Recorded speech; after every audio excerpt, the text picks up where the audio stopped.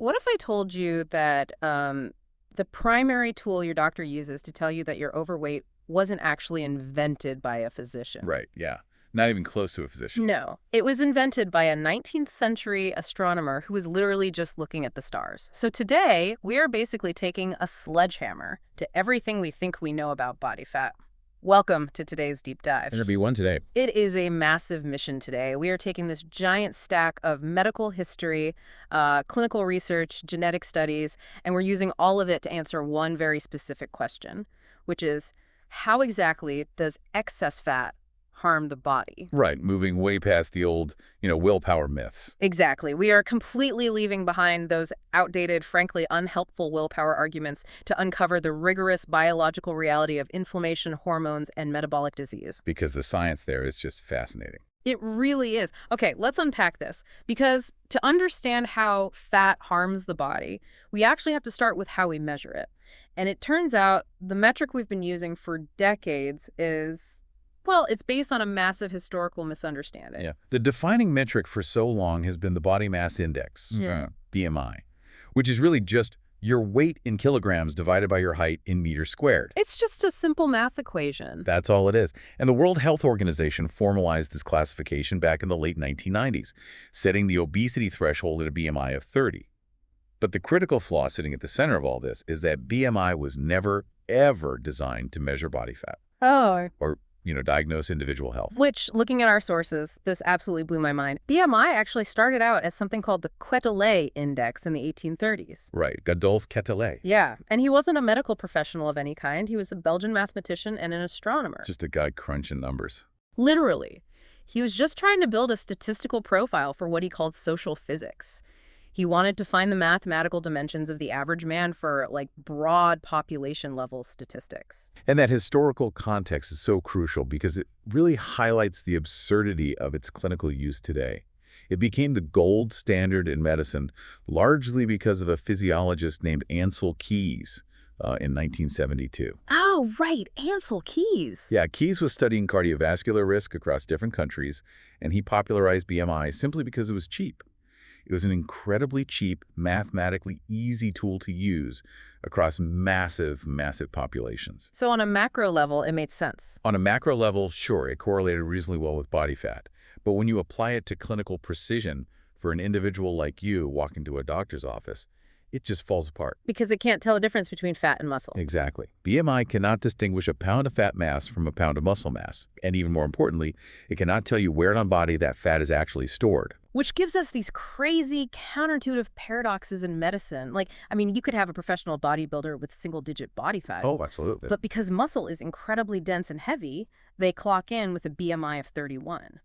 By the standard chart, that elite athlete is classified as obese. Yeah, and the reverse scenario of that is arguably much more terrifying for the average person. Wait, what do you mean by the reverse scenario? Well, it's this hidden epidemic. You can have a person walking around with a perfectly normal BMI, say a BMI of 23, but they are carrying highly toxic visceral fat wrapped tightly around their internal organs. Do they look thin? Right. Medical researchers refer to this as the 2FI phenotype. That stands for thin outside, fat inside. And because of this glaring limitation with BMI, the modern medical field has had to undergo a complete paradigm shift. Moving away from the scale. Exactly. The pathophysiological definition has moved entirely away from just a number. Instead, it's a functional definition now. Obesity is understood as a chronic, relapsing disease process characterized by dysfunctional adipose tissue. Adipose being the clinical word for fat. Right.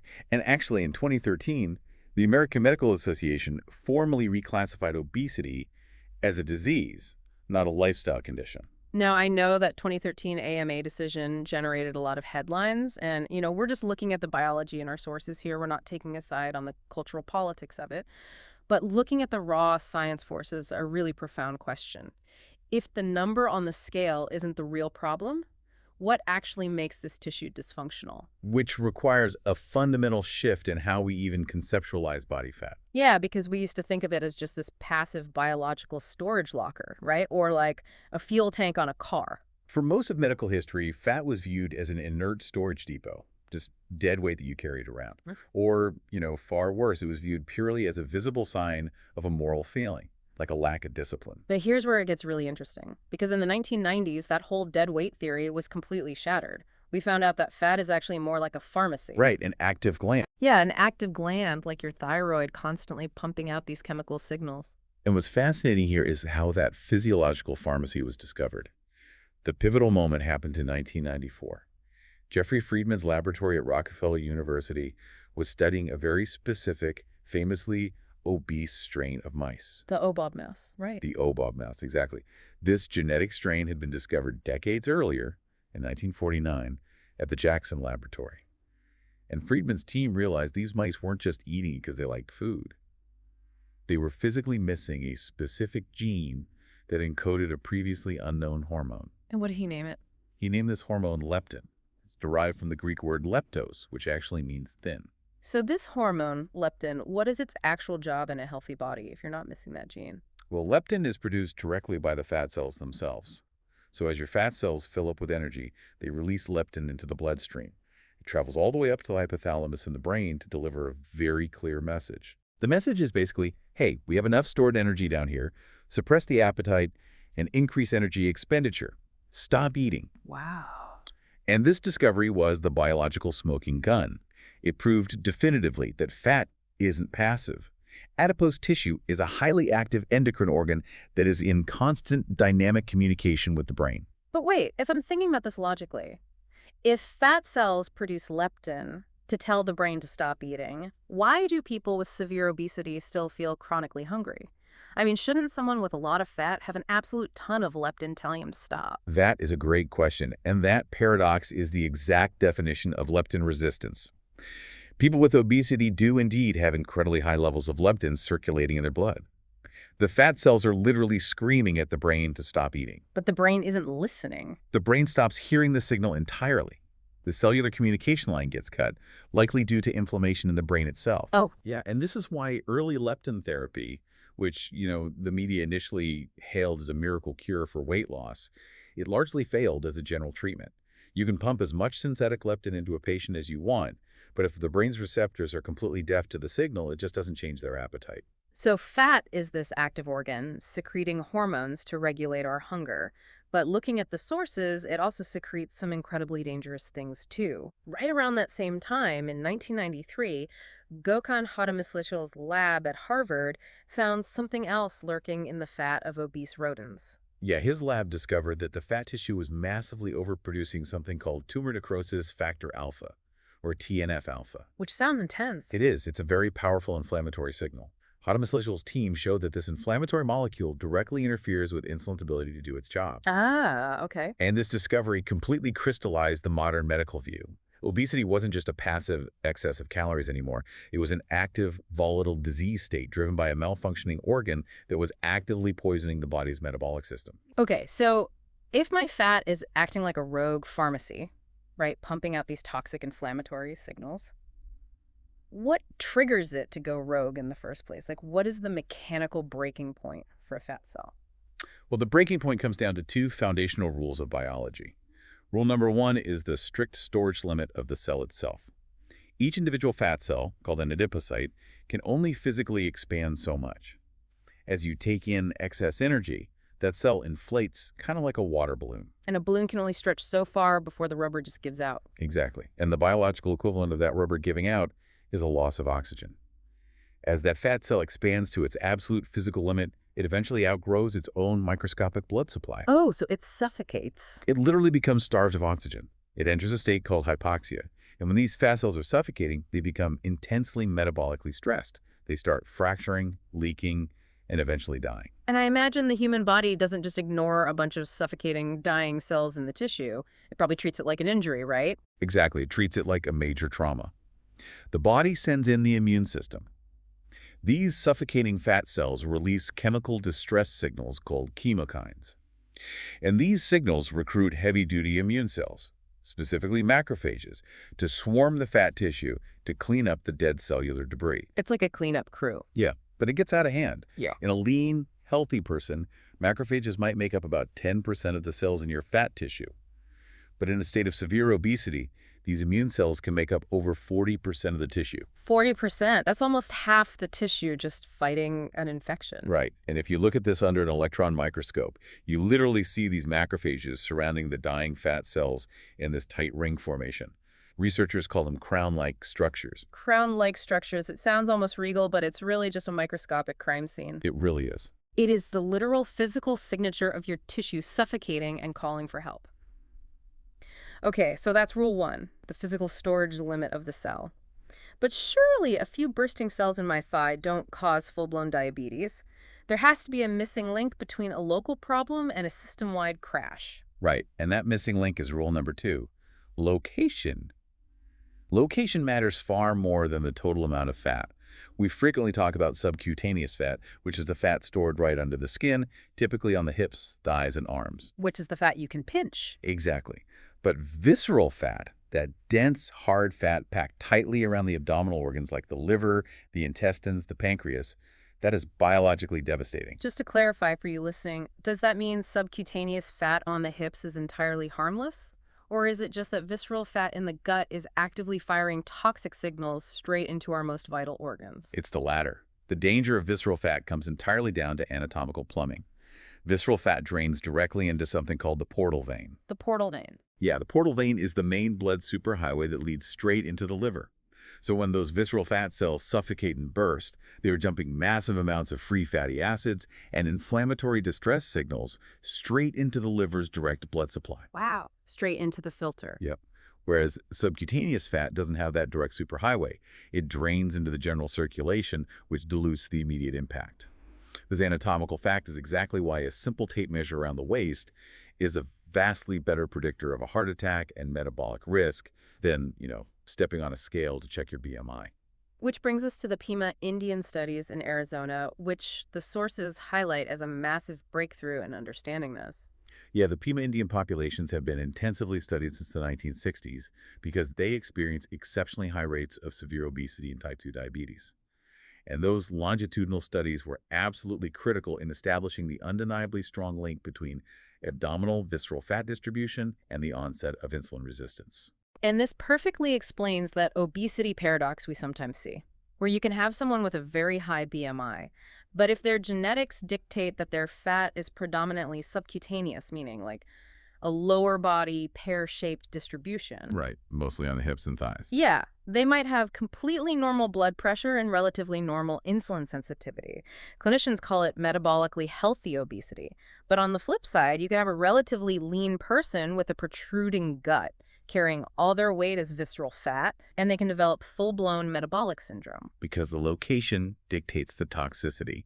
It is entirely about where the fire starts. So you've got this microscopic fire in the belly, the cells are suffocating, the immune system is swarming, the portal vein is flooded. How does that localized fire spread to cause systemic full-body diseases like diabetes and cardiovascular failure? So the mechanistic bridge between a bursting fat cell and systemic disease is chronic low-grade inflammation. When that visceral fat tissue becomes a battleground of dying cells and immune macrophages, it doesn't just contain the fight. It leaks out. It continuously leaks those inflammatory molecules, like TNF-alpha, which we mentioned, and interleukin-6 into the general bloodstream. These molecules travel throughout the entire body, and when they arrive at your muscle and liver cells, they physically interfere with the insulin receptors on the surface of those cells. Which is the mechanical cause of insulin resistance. Let's make this visual for you. Imagine your muscle cells are a noisy, exclusive nightclub, and glucose sugar from your food is the crowd trying to get in for energy. I like this. Insulin is the bouncer at the door, checking IDs and letting the glucose inside.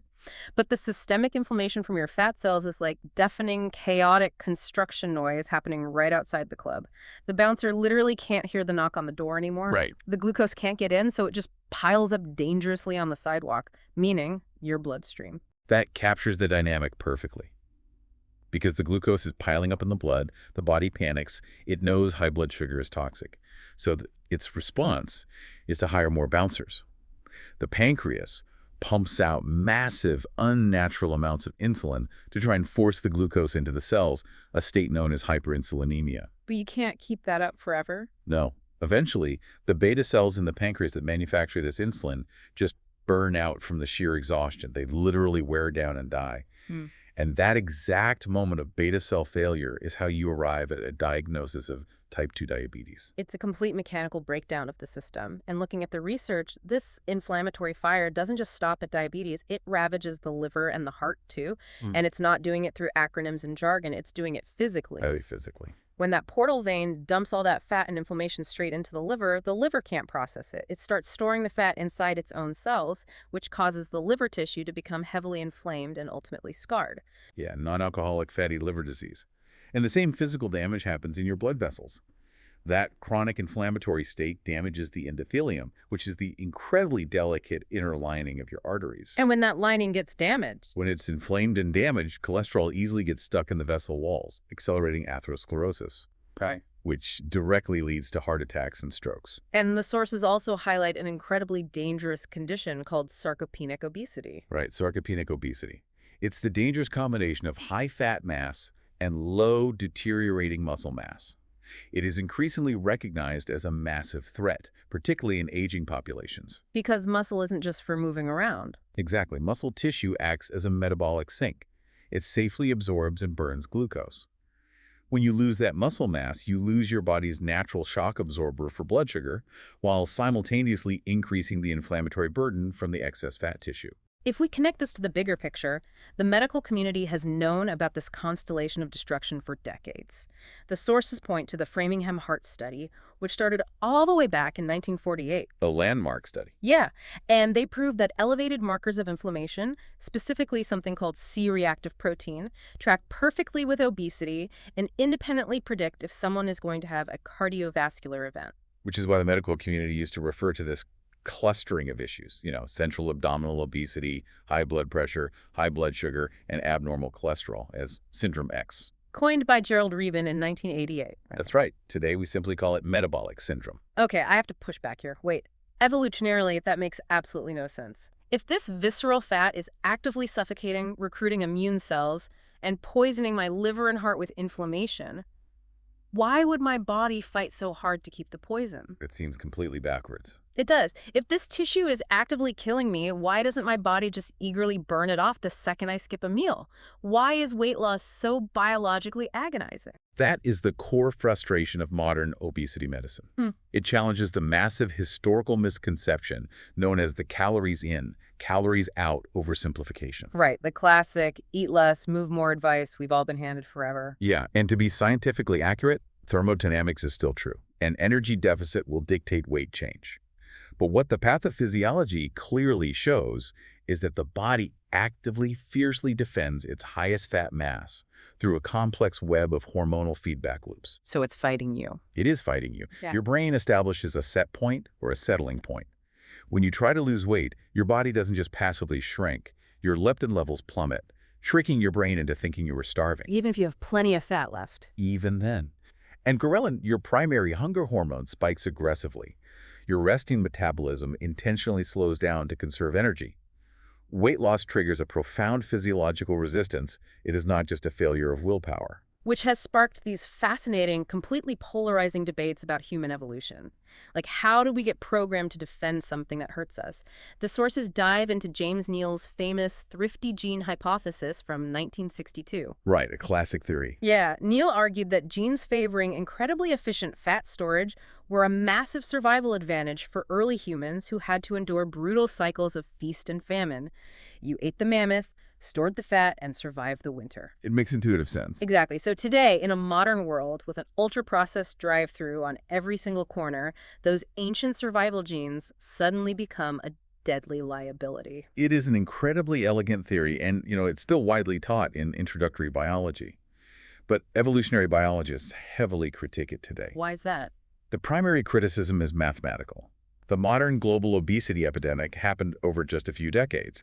That is far too fast for genetic selection to shift that drastically across the entire human population. Oh, that makes sense. Evolution takes thousands of years. Right. Furthermore, historically, hunter-gatherer societies didn't actually experience mass famines frequently enough to select for such a powerful, thrifty gene. Well, if it's not the thrifty gene, what is the alternative explanation for why we hoard fat? The leading alternative is the drifty gene hypothesis, proposed by evolutionary biologist John Speakman in 2008. Speakman argues that fat storage genes weren't necessarily selected for, they simply stopped being selected against. Okay, wait, what does that mean? Think about it like this. 2 million years ago, if you were too heavy, you couldn't outrun a saber-toothed tiger. You'd get eaten. Exactly. There was a strict evolutionary penalty for carrying excess weight. But once early humans mastered fire, built complex weapons, and formed large social structures, we fundamentally removed the threat of predation. We didn't have to outrun the tiger anymore. We were the top predators. The evolutionary penalty vanished, so our genetics regarding weight regulation just sort of randomly drifted over millennia. That is fascinating.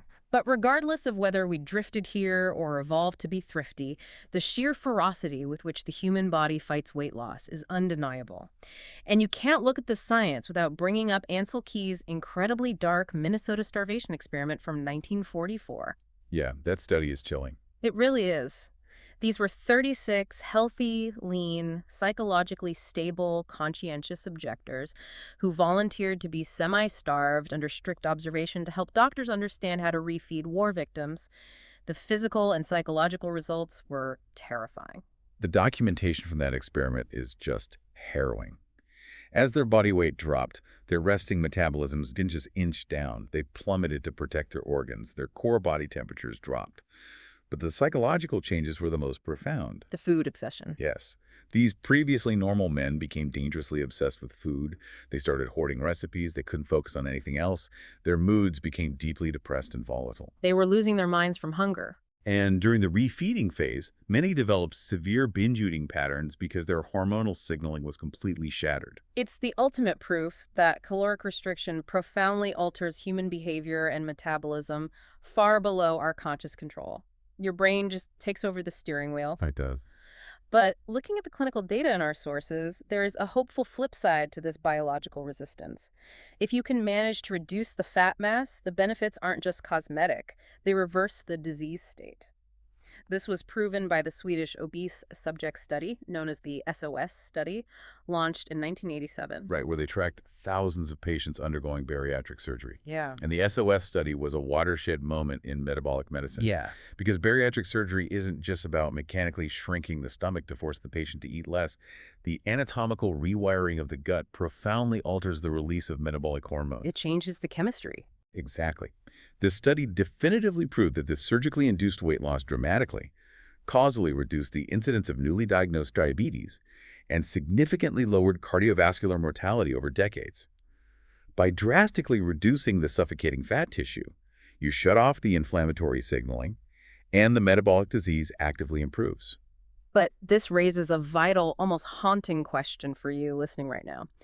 Let's say you do manage to lose a significant amount of weight, whether through surgery, medication, or intense intervention. Despite all this biological resistance, you shrink the fat cells. Does all that systemic inflammation we've been talking about just instantly vanish? Or is there a lingering hangover effect in the tissue? That is one of the most sobering truths emerging in modern research. Weight loss substantially reduces your immediate health risks, absolutely. But that chronic long-term inflammation leaves a cellular mark. A mark on the DNA. Yes. It causes lasting epigenetic changes, essentially altering how the DNA is read in your fat cells. Furthermore, it leaves altered, highly sensitized immune cells permanently residing in the remaining fat tissue. So it literally leaves an inflammatory hangover. Precisely. The tissue remembers the trauma. And this is a massive part of the reason why, when someone diets and then inevitably regains a few pounds, the fat tissue reinflames and becomes toxic much faster than it did during the original weight gain. It's so unfair. It is brutal. Your body's aggressive hormonal defense of its prior weight, combined with this highly sensitized immune state, makes maintaining weight loss biologically far harder than the initial loss itself. Okay, we have covered an immense amount of complex biological ground today. Let's pull this all together. Fat is not a passive storage bag. It is a highly active, hormone-secreting endocrine organ. Location matters vastly more than the total amount. Visceral fat in the gut is the real danger. Yep. The mechanistic bridge from a single bursting fat cell to a full-body metabolic crash is chronic inflammation. And finally, your body actively hormonally defends its fat mass, confirming that obesity is a chronic, relapsing biological disease, not a failure of character. And understanding this rigorous pathophysiology is exactly why modern medicine is finally making tangible progress.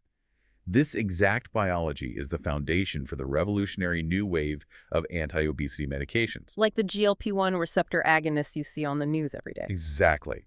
These medications don't try to magically boost willpower. They chemically target the exact hormonal appetite circuits in the brain we've been discussing, mimicking natural gut hormones that signal profound satiety.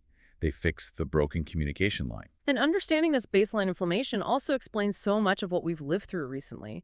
This shared inflammatory pathway explains why severe obesity dramatically worsens outcomes in totally unrelated conditions.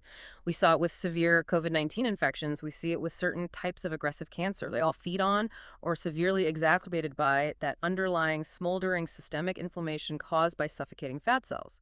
When you look at the macro data and consider that the World Health Organization has tracked a tripling of global obesity prevalence since 1975, it's clear we need a new approach.